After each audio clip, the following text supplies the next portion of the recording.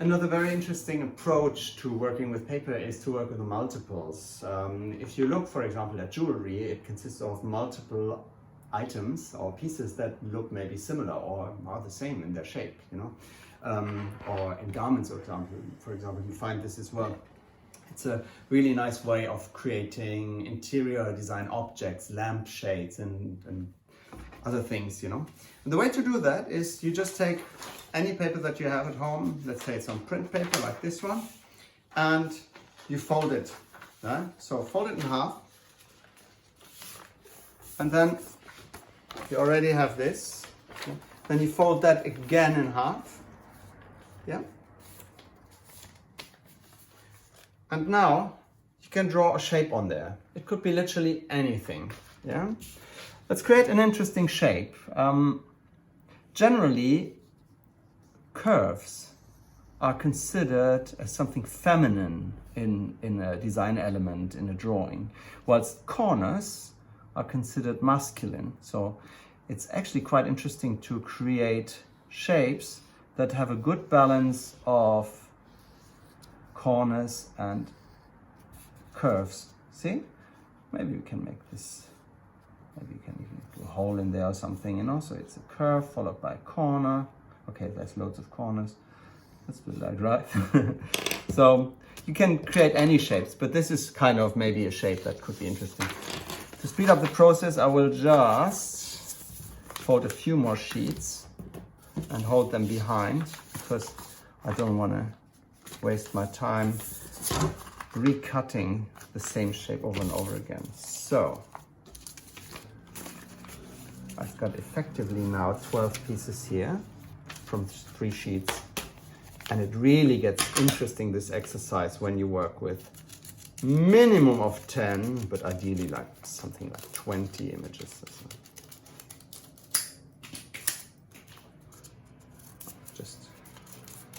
And of course, because this is all an abstract exercise, you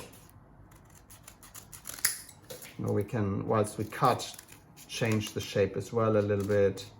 If we decide that it's actually going to be more interesting to do it a bit bigger or something like this. If you want to cut a hole out of something, all you need to do is fold it, snip into it. Yeah, so you have a hole going through. That was not quite successful. There you go. So then you can go in and I believe I need to do that because it's a bit tricky in smaller patches.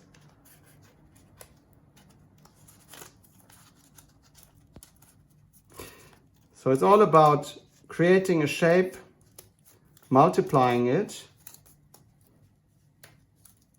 Yeah. Now we've got this shape. We're missing the hole on others, so we just take one for reference. We put it on the others.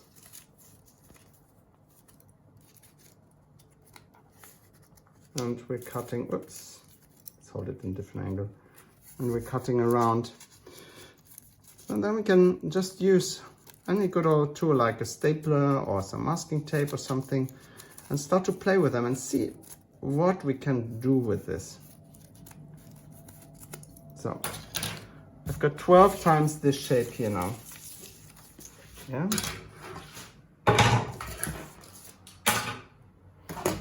And let's lay them out.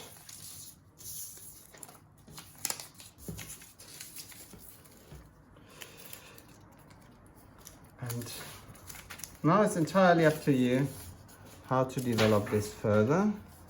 There you go. Yeah. So you could say you're using a stapler, for example, and say, okay, now I'm creating something interesting from this. Use the stapler.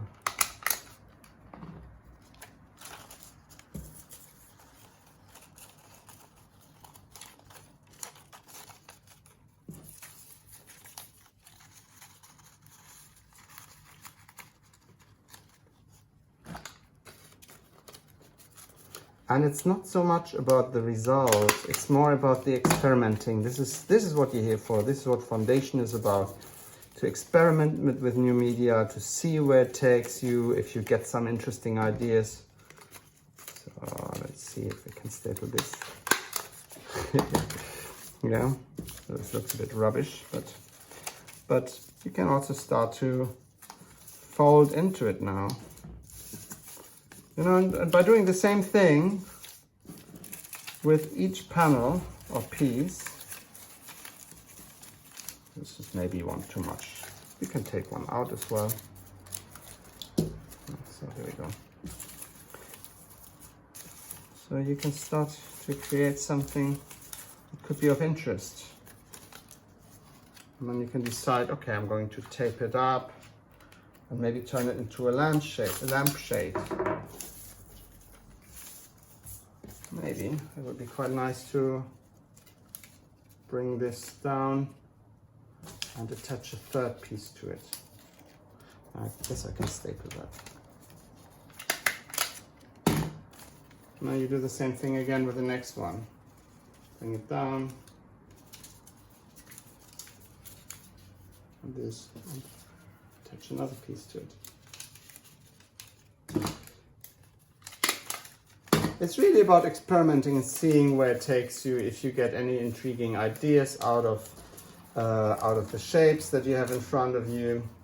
And you wouldn't believe how much playing around with simple things in industry and just experimenting is a common way of developing new ideas. You know, may that be ideas for objects, for garments, for, you know, anything really.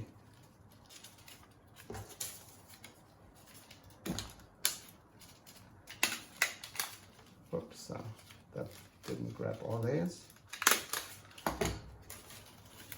And one more.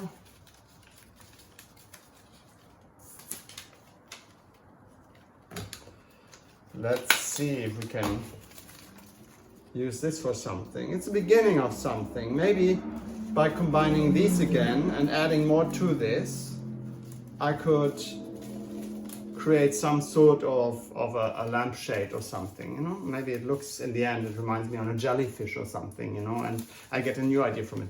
It's a simple way of just using multiples and coming up with shapes. And if you don't like it, all you need to do is just take it apart, assemble them in a different way, and take photos of it all the way. That's the most important thing. Document it, take photos, maybe do some drawings of it. If it's stiffer paper, for example, you know, you can set this up somewhat.